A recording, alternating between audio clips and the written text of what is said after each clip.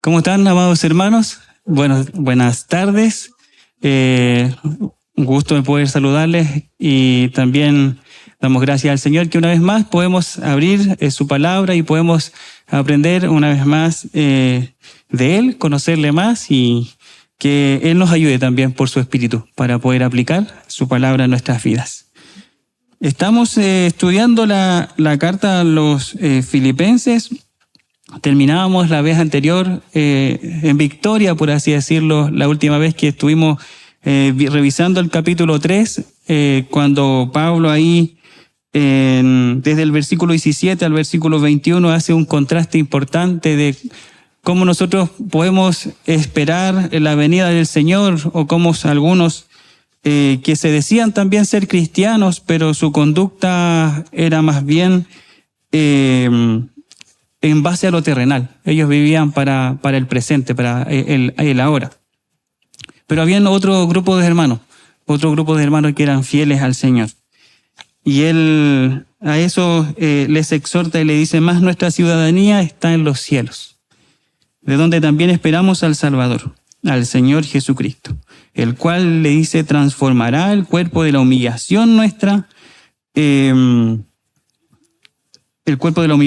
para que sea semejante al cuerpo de la gloria suya, por el poder con el cual puede también sujetar a sí mismo todas las cosas. Por eso yo le decía que terminábamos revisando este capítulo 3 en victoria, porque el apóstol Pablo le hacía recordar a los hermanos filipenses cuál era su verdadera ciudadanía.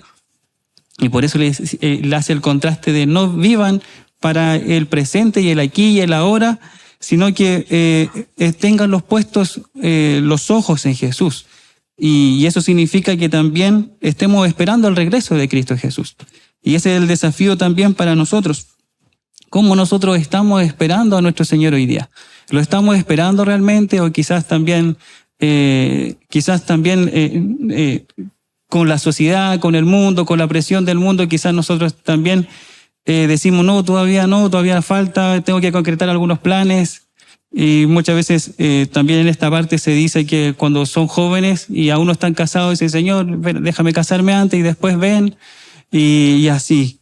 Pero nosotros debemos estar, como lo invita acá el apóstol Pablo, esperando al Señor.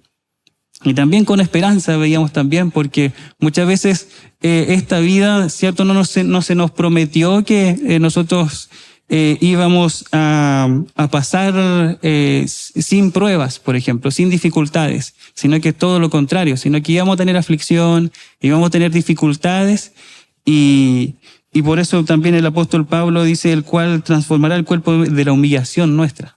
Como que este cuerpo ya está destinado a ser, por así decirlo, va hacia la muerte, pero nuestra esperanza es que va a ser transformado. Y vamos a ser transformados en la semejanza, nada más y nada menos que aquel que nos salvó, aquel que vino a rescatarnos. Así que por eso es un término de victoria el que veíamos y revisábamos ahí del capítulo 3 al final. Permiso, hermanos.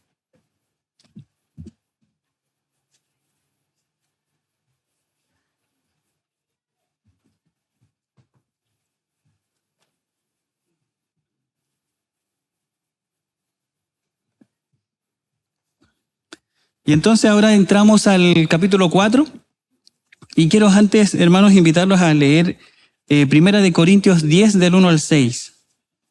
Primera de Corintios 10 del 1 al 6. Que dice: porque no quiero, hermanos, que ignoréis que nuestros padres todos estuvieron bajo la nube, y todos pasaron el mar. Y todos en Moisés fueron bautizados en la nube y en el mar.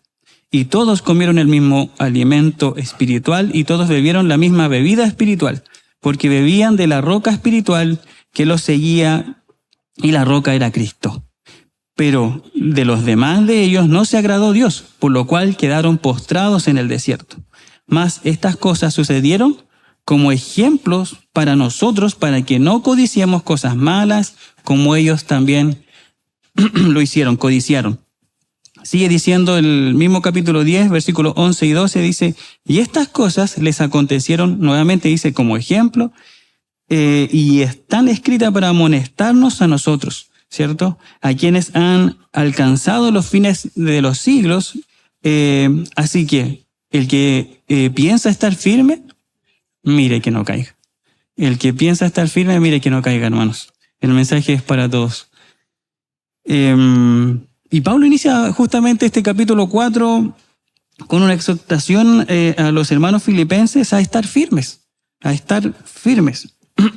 Les anima a estar firmes, ya que ellos, cierto, estaban en su tiempo viviendo también dificultades, cierto. El apóstol Pablo estaba preso, estaban siendo perseguidos, y aún en medio de esta dificultad el apóstol Pablo les anima a estar firmes, de cuidar su andar, ¿cierto? Hoy día el mundo también nosotros lo vemos que está cada vez más difícil, más complejo. Tenemos una sociedad que está presionándonos cada vez más, y los hombres, por ejemplo, tenemos quizás diferentes pruebas que son quizás más difíciles por ejemplo, antes para el hombre tenía que ingeniársela para tener acceso, por ejemplo, a la pornografía, pero ahora todo el mundo tiene acceso a la pornografía. Con solo hacer un clic ya puede estar consumiendo pornografía.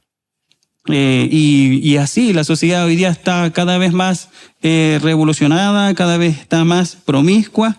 Incluso, ¿cierto? Para los hombres es más difícil, o incluso, por ejemplo, el andar en la calle, y siempre tenemos que andar volteando la mirada porque hoy día incluso la vestimenta ya es más grotesca, por así decirlo.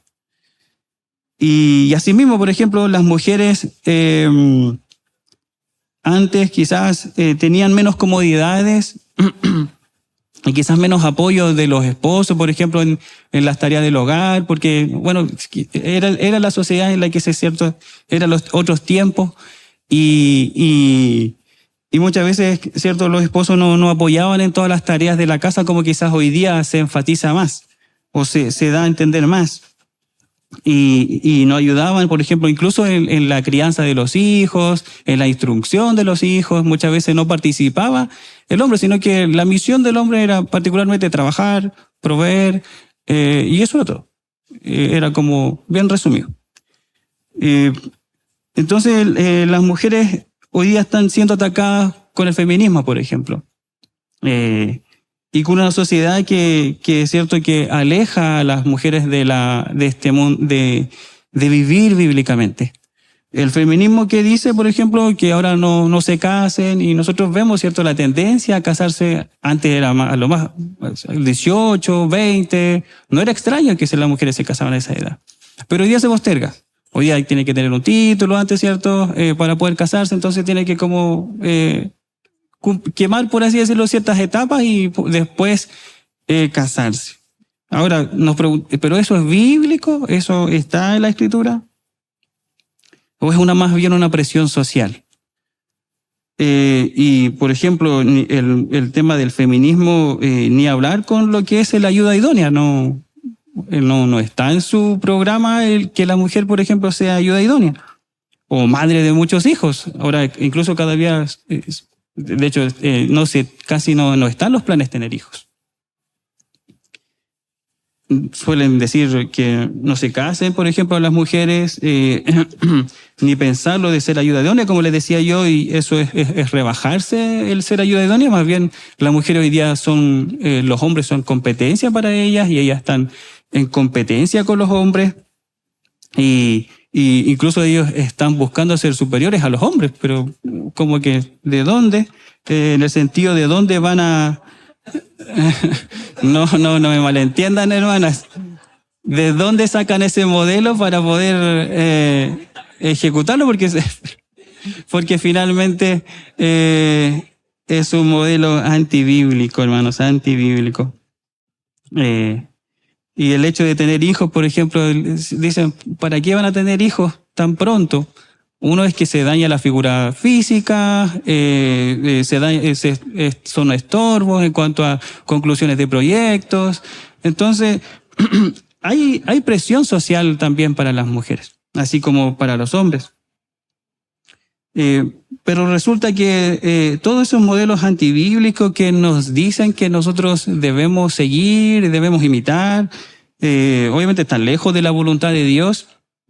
Uno muchas veces los mira, ¿cierto? Y todos esos modelos bíblicos muchas veces ellos no viven en paz, comúnmente como ellos dicen, tener cierta alegría, gozo, paz. Pero sus expresiones, su forma de manifestarse, cómo quieren hacer cierta presión para que todos acepten su ideología, pero el hecho mismo de uno de examinar sus vidas no es muy atractivo, que digamos, para poder seguirlos. Son más bien están con resentimientos, viven más amargados, y tratan de llenar los vacíos, ¿cierto?, del corazón con lo que no puede llenar, y va a ser un cambio constante. Pero nosotros sabemos por la gracia de Dios que solo Dios puede, ¿cierto?, llenar ese vacío. Jamás vamos a encontrar algo fuera de Dios que llene todos esos vacíos. Y aquí voy con todo esto, hermanos. El apóstol Pablo acá, ¿cierto?, nos llama a estar firmes. Y firmes es estar sujeto a algo que permanece y que no se ha movido, por ejemplo. Algo que es inquebrantable. Algo que es invariable. Que no se debilita con el tiempo o el pasar del tiempo, por las edades. No cambia. Pero la sociedad, si tú le ves, ¿cierto?, en una época es una cosa, después es otra cosa. Pero lo único inquebrantable que nosotros podemos tener es a Dios. Dios no cambia, es invariable, siempre ha sido igual, sus atributos, y Pablo nos llama a estar firmes. Nos llama a estar firmes en medio de una sociedad difícil, compleja, y él dice así: que hermanos míos, amados y deseados, gozo y corona mía, estad así firmes en el Señor, amados. Pablo, intencionalmente guiado, ¿cierto?, por el Espíritu Santo, comienza este versículo conectándolo con el anterior, como yo le decía, el así que. Cuando dice el así que, cita entonces, ¿cierto?, lo que venía diciendo. Y por eso hacíamos ese contraste de vivir como para el mundo, o reconozco mi ciudadanía por gracia, por misericordia, y miro y vivo mirando y anhelando aquella ciudadanía. No se puede decir con cuánto Pablo conecta literalmente los versículos hacia atrás, pero muchos ciertos estudiosos lo conectan con los últimos dos versículos, cuando Pablo hace alusión, ¿cierto?, a la nueva ciudadanía que nosotros tenemos por gracia y misericordia, a la inminente venida de nuestro Señor Jesucristo y a la esperanza de que también nuestros cuerpos serán transformados. El desafío a vivir en este mundo firmes, lo vamos a revisar, lo vamos a ver, hermanos, pero antes Pablo una vez más muestra su corazón. Nosotros ya anteriormente nosotros hemos visto cómo Pablo abre su corazón, cómo Pablo muestra su afecto, y principalmente a estos hermanos filipenses, y él lo llama amados y lo llama deseados. Él le dice gozo y corona mía. Gozo y corona mía. Sin duda Pablo a estos hermanos los amaba profundamente y los amaba sinceramente. Lo amaba profundamente y sinceramente. ¿Por qué? Básicamente Pablo porque entendía que ellos eran su familia también. Ellos eran una familia espiritual que tenía Pablo. Y en Efesios 2:19, Pablo ahí mismo dice: así que ya no sois extranjeros ni advenedizos, sino conciudadanos de los santos y miembros de la familia de Dios. Miembros de la familia de Dios. A todo esto, el tema, hermano, que vamos a tratar ahora es firmes en el Señor. Firmes en el Señor. Entonces decíamos y reconocíamos que nosotros somos una familia espiritual.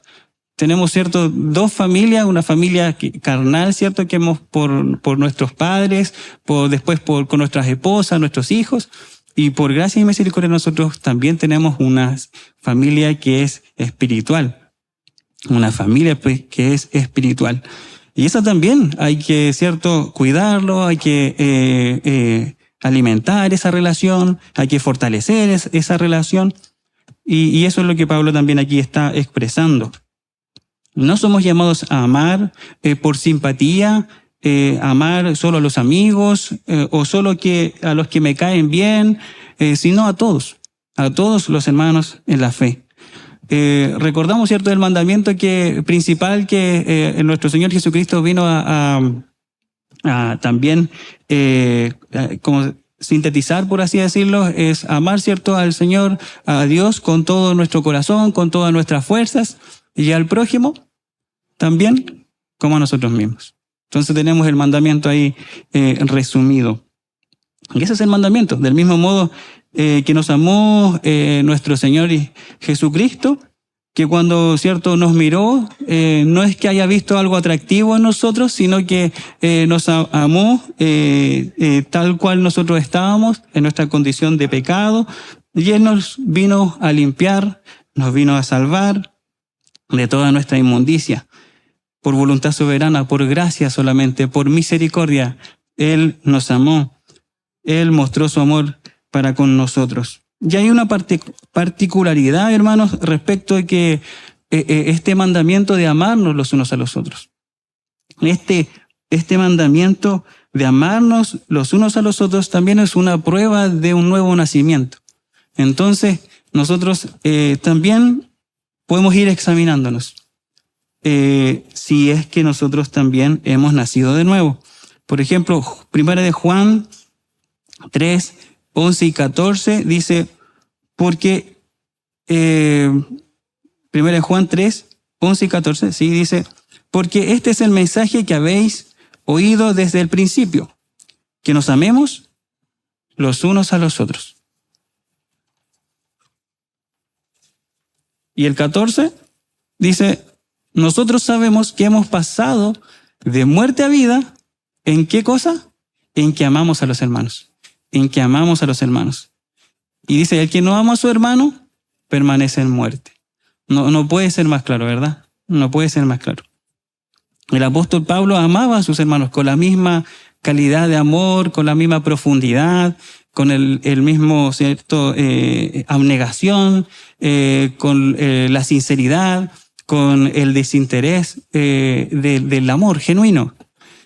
Pablo expresó muchas veces, ¿cierto?, y también hizo contraste respecto, por ejemplo, si él anhelaba mucho estar con Cristo, ¿cierto?, lo cual él decía que era muchísimo mejor.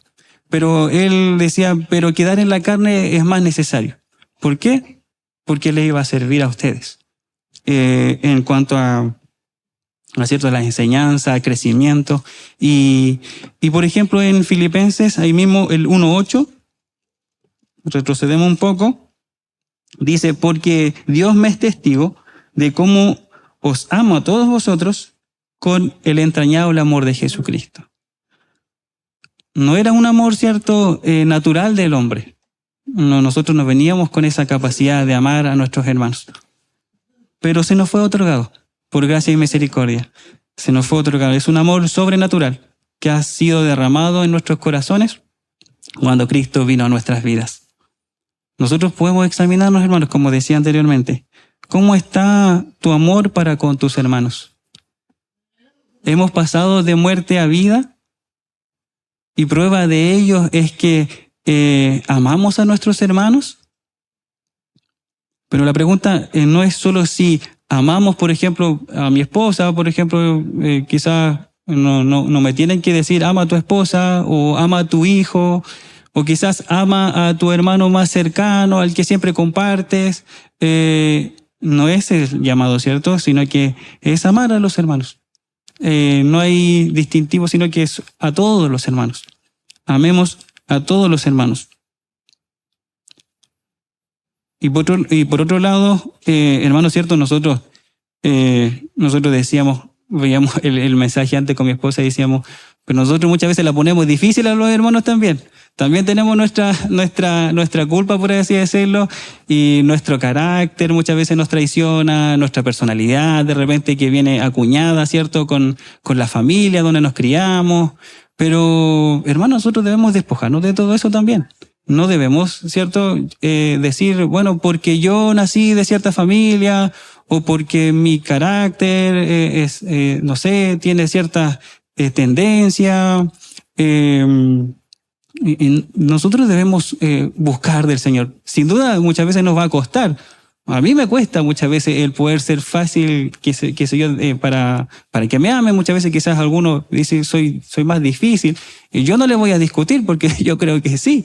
Pero, hermanos, debemos buscar del Señor para que nuestro carácter sea transformado, para que nuestra personalidad también sea transformado, para poder también completar esta parte de la Escritura. Porque también estamos, ¿cierto?, llamados a someternos a ella. Y además, hermanos, Pablo sigue, ¿cierto?, exhortando y sigue llamándoles a los hermanos, expresando su corazón, y ¿cierto?, le dice, mis amados hermanos, y también le dice, mis deseados hermanos. ¿Cierto? Para nosotros quizás es un poco extraño el que haga le llame de esta forma, pero en el original tiene la misma... lo mismo quiere decir que añorados hermanos, mis añorados hermanos. Para mí, hermanos, y según lo que nosotros hemos visto en esta carta a los filipenses, esto es parte de vivir la libertad cristiana, hermanos. La libertad cristiana. Estimando a los hermanos, como veíamos en el capítulo 2, como superiores a uno mismo.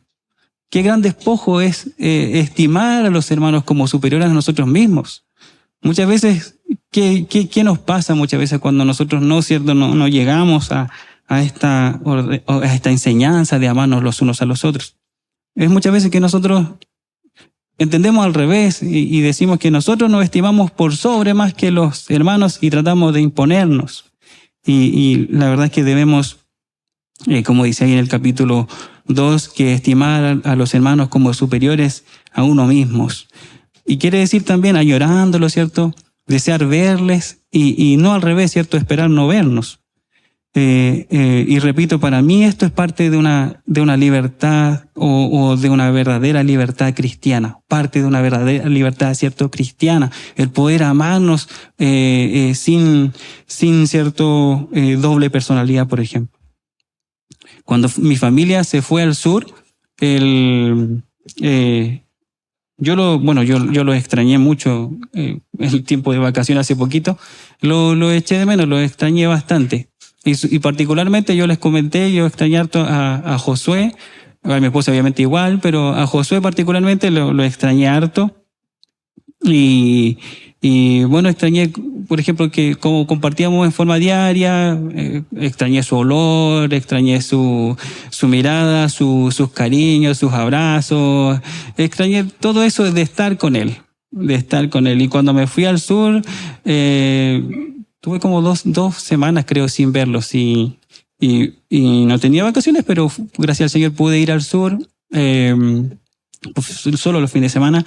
Y sí, ahí cuando nos vimos, nos quedamos abrazaditos un ratito y fue un reencuentro muy, muy gratificante para mí y de hecho también para él, porque yo pensé que yo solo cuando le estaba abrazando y nos quedamos abrazados un ratito, yo solo pensé que yo era nomás el que estaba ahí. Pero no, después quise soltarlo y estaba también con su manito. Y cuando se ama a alguien, hermano, sinceramente, se desea también su compañía. Que el Espíritu de Dios, hermano, nos ayude, ¿cierto? Para que podamos aplicar esta palabra en nuestras vidas y en nuestra iglesia. Para que nosotros podamos también, hermanos, buscar esto en nuestras vidas. Y continúa diciendo Pablo, además, ¿cierto?, de amarlos, de desearlos o de añorarlos, le dice, ustedes son mi gozo y mi corona. Ustedes son mi gozo y mi corona. Y ahí en 1 de Tesalonicenses 2, 19 al 20 dice, porque ¿cuál es nuestra esperanza o gozo o corona de que me gloríe? ¿No lo sois vosotros delante de nuestro Señor Jesucristo en su venida? Vosotros sois nuestra gloria y gozo, dice. Vosotros sois nuestra gloria y gozo. Pablo podía ver a los hermanos filipenses y a otros hermanos también una evidencia de su trabajo que había hecho en esta tierra. de la ordenanza que le había dado el Señor Jesucristo, y fruto de ello también eran los hermanos filipenses y también muchos de otros hermanos. Y Pablo le llama por esos que eran su corona, como su premio, y nosotros también, hermanos, deberíamos desear también que nuestra corona y nuestro premio también sea ver en los otros hermanos cada vez reflejar más a Cristo, cada vez que reflejen mejor a Cristo y que sean transformados a la imagen y semejanza de Cristo. También eso es parte de, cierto, del amor de los hermanos. Después, Pablo, de demostrar, cierto, su afecto a los hermanos, Pablo hace una exhortación llamándoles a estar firmes en el Señor. A estar firmes en el Señor.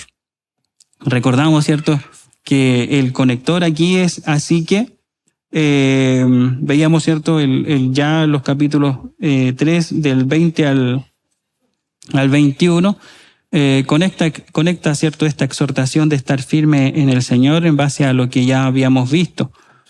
No te muevas y no te olvides de tu ciudadanía, dice Pablo, y de los que nos espera, ver a Cristo y de tener un cuerpo transformado, glorificado. Que nada ni nadie nos distraiga de esa esperanza. Estad así firmes.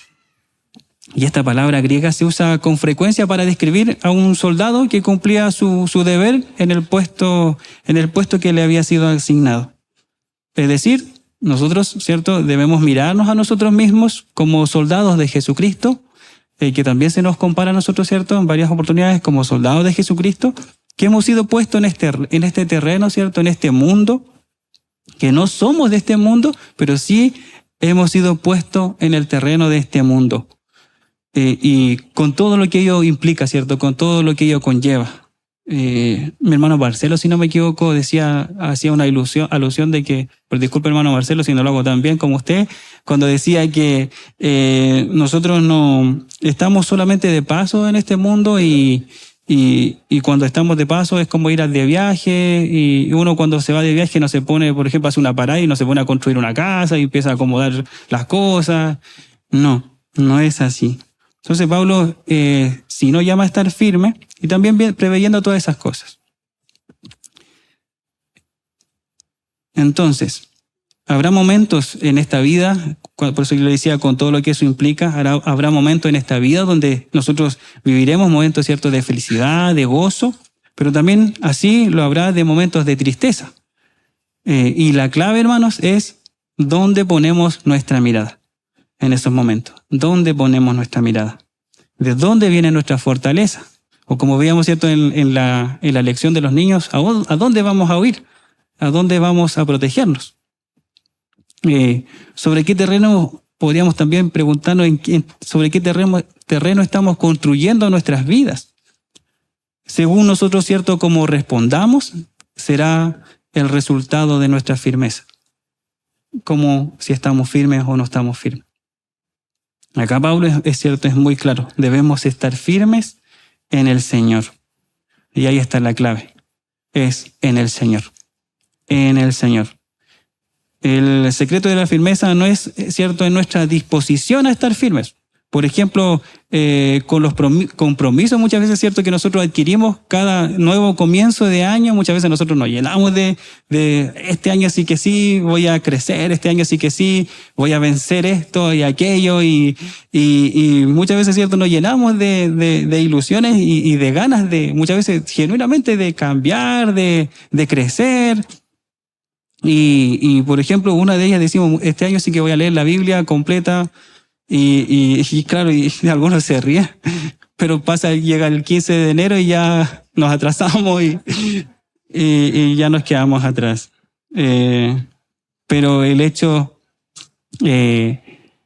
también, hermanos, tampoco depende también de nuestras fuerzas. Por ejemplo, si nosotros quisiéramos confiar en nuestras fuerzas para estar firmes, no podríamos, porque si nosotros somos sinceros, nuestras fuerzas son limitadas, nuestras fuerzas se acaban rápido, de hecho, y nos cansamos rápidos. Entonces no podría también ser en nuestras fuerzas. Y entonces, ¿qué es? El secreto de permanecer firme es que no es en nosotros, sino que no es permanecer firme, pero en Él, en el Señor, en Jesucristo. Y tenemos, el Señor Jesucristo también nos ilustra de esta forma en la cual nosotros podemos estar firmes en Él. Por ejemplo, y nos ilustra, ¿cierto?, con toda autoridad. En Mateo 11, del 28 al 30, conocido también por nosotros, hermanos. Mateo 28 al 30. ¿Me acompañan a leer, hermanos, por favor? Mateo 11, 28 al 30. Ahí está, hermanos, si me acompañan a leer, por favor. Dice, venid a mí, todos los que estáis trabajados.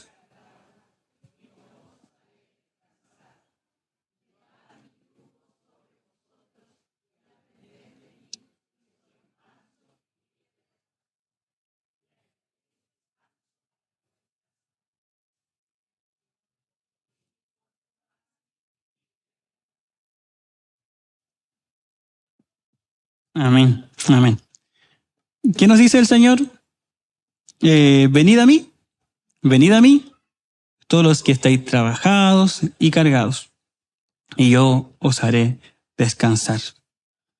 Podíamos un poco jugar con la pregunta y decir, ¿estás cansado, hermano? ¿Fuiste al Señor? Si te ha hecho, por ejemplo, pesado el camino, porque también Él dice, llevad mi yugo sobre vosotros y aprended de mí, quien soy manso y humilde de corazón, y haréis descanso para vuestras almas, porque mi yugo dice que es fácil y ligera mi carga. ¿Se nos está haciendo pesado el camino? ¿Estás en el Señor? Debemos examinarnos siempre, ¿cierto? Muchas veces el preguntarnos, ¿por qué se me está haciendo pesado el camino? ¿Estoy en el Señor? ¿Estoy buscando de Él? ¿Estoy buscando su voluntad? ¿Estoy permaneciendo en oración? ¿Estoy leyendo su palabra? Juan 15:5 también dice, ¿cierto? También es conocido por nosotros, dice, yo soy la vid, vosotros los pámpanos, el que permanece en mí y yo en él, este lleva mucho fruto, porque separado de mí, nada podéis hacer. Es muy claro, ¿cierto? Es muy claro el versículo. Y muchas veces, yo lo digo por mi propia experiencia, no, muchas veces nosotros somos muy porfiados. Nos alejamos de Él y de repente empezamos a decir, ¿pero por qué? Pero muchas veces es porque no estamos permaneciendo en Él, ¿cierto? No estamos en la vid. Y nos preguntamos nuevamente, ¿cierto? ¿Estás permaneciendo en Cristo o estás separado de Cristo? Mateo, una más, dice Mateo 7, del 24 al 27, dice, cualquiera pues que me oye estas palabras y las hace, les compararé a un hombre prudente que edificó su casa sobre la roca. Descendió la lluvia y vinieron ríos y soplaron vientos y golpearon contra aquella casa y no cayó porque estaba fundada sobre la roca. Pero cualquiera que me oye estas palabras y no las hace, le compararé a un hombre insensato que edificó su casa, dice, sobre la arena. Y descendió la lluvia y vinieron ríos y soplaron vientos y dieron con ímpetu contra aquella casa y cayó y fue grande su ruina. Muy, muy claro, ¿cierto? Los ejemplos que hemos visto de permanecer firmes en el Señor. No es en nuestra propia fuerza, sino que son las de Él, las que Él nos ha dado por misericordia. Estas son las invitaciones que nos hace el Señor a vivir una vida firme en Él, teniendo los ojos puestos en Jesús, el autor, ¿cierto?, y consumador de nuestra fe, construir nuestra vida sobre la roca, que es Cristo mismo, conociéndole más a través, ¿cierto?, de su palabra, conociéndole más a través de la oración, y ya no separarnos de Él. Ya no separarnos de Él. Por supuesto, ¿cierto? Nosotros también tenemos que ver que Dios, ¿cierto?, no quita a los cristianos de vivir tiempos de prueba, tiempos de dificultades. Pero también debemos reconocer que Él da gracia para superar las pruebas. como también ahí lo expresa Primera de Corintios, ¿cierto? 10:13, que también muchas veces nosotros es nuestro caballito de batalla cuando estamos librando pruebas, que él dice, no nos ha sobrevenido ninguna tentación que no sea humana, pero fiel es Dios, dice, que no nos dejará ser tentados más allá de lo que podemos resistir. La firmeza que el apóstol Pablo le pide a los hermanos filipenses, la razón de la victoria está en el poder de Cristo, pudiendo estar ciertos firmes y victoriosos por medio de aquel que nos amó.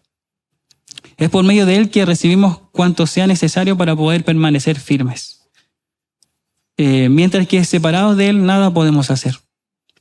Por el hecho de estar en Cristo, quien tiene más, quien tiene poder supremo en los cielos y en la tierra, como lo podemos ver ahí en el libro ahí mismo de Filipenses, cuando versículo capítulo 2, 9 al 11, cuando dice, por lo cual Dios también le exaltó hasta lo sumo y le dio un nombre que es sobre todo nombre, para que en el nombre de Jesús se doble toda rodilla de los que están en los cielos y en la tierra y debajo de la tierra, y toda lengua confiese que Jesucristo es el Señor, para gloria de Dios Padre. Por el hecho de estar entonces en Cristo, quien tiene poder supremo en el cielo y en la tierra, el creyente puede estar firme.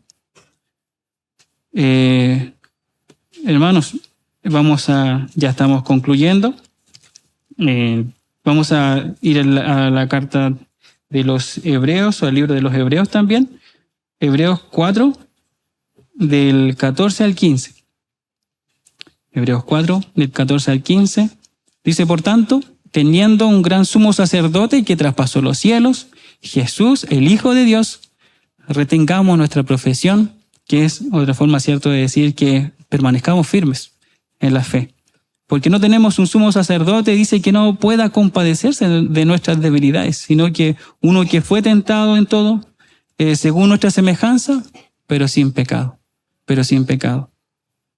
El otro día estaba pensando en lo que el Señor ha hecho en mi vida y en su amor, como muchas veces nosotros, ¿cierto?,